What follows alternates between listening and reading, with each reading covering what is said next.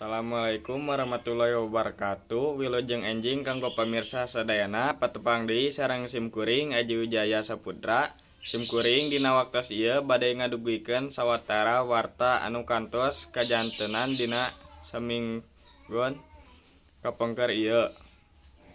Kebakaran lumangsung di Pasar Sukaramai, Pekanbaru Riau, Salasa sore. Kejadian ieu nyieun panik sakabeh padagang tarekan nyalametkeun barang daganganna.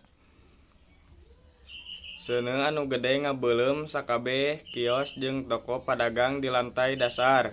Patugas kebakaran dijieun kalang kabut mereuman seuneu nu kitu gedena lantaran kabujeng ku haseup hideung di sakitaran tempat kejadian.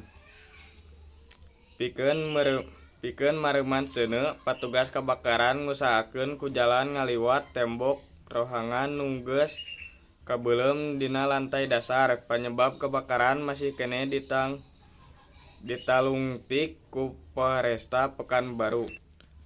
Rupina sakitu warta anu parantos tiasa didugikeun ku simkuring kapayuna pamirsa sadayana. Mugi ieu warta janten mangpaat kanggo pamirsa sadayana. Wilujeng tepang deui dina waktos anu kapayunan. Hatur nuhun.